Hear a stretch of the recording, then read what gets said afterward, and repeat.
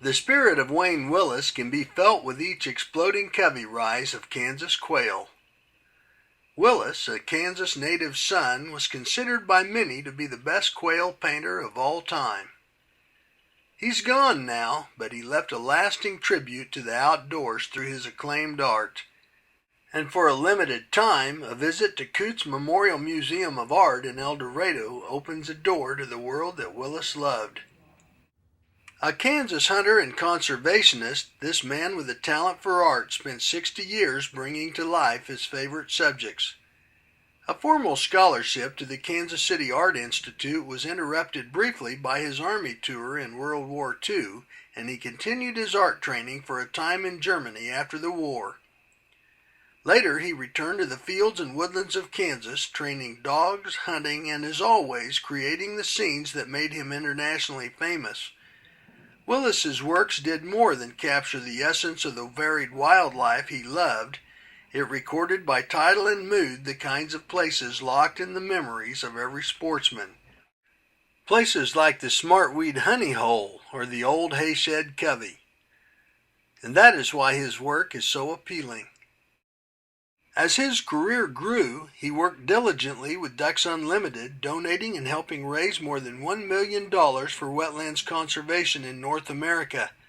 Eventually, he also created a wildlife foundation that continues until present time to provide scholarships for university students enrolled in wildlife management.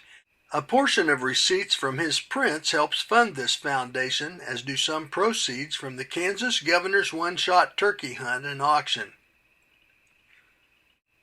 More than 60 of Willis's works were loaned for the ElDorado showing, including his most popular paintings. Lithographic prints and a few originals are available there for purchase. A daughter, Robin Willis of Montrose, Colorado, is helping conduct this show and provides fascinating stories of growing up with her famous father.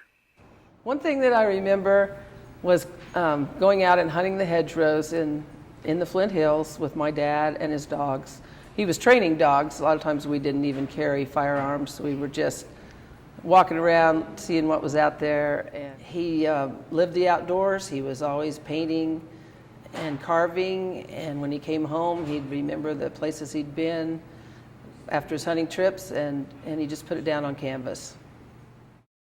Many of Willis's impressive carvings are on display at the exhibit, and one framed work incorporates both wood carving and painting in a three-dimensional artwork. Robin displays one of his carvings with an interesting anecdote. This is probably from the 40s or 50s, but he would paint these so realistically that they just look like they're moving still.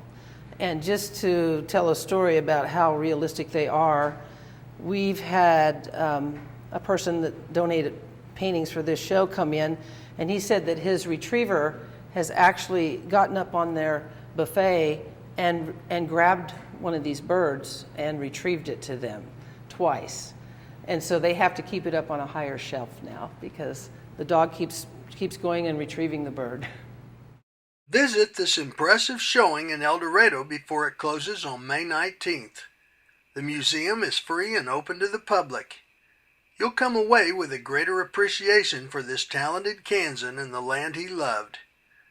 I'm Mike Blair for Kansas Wildlife and Parks.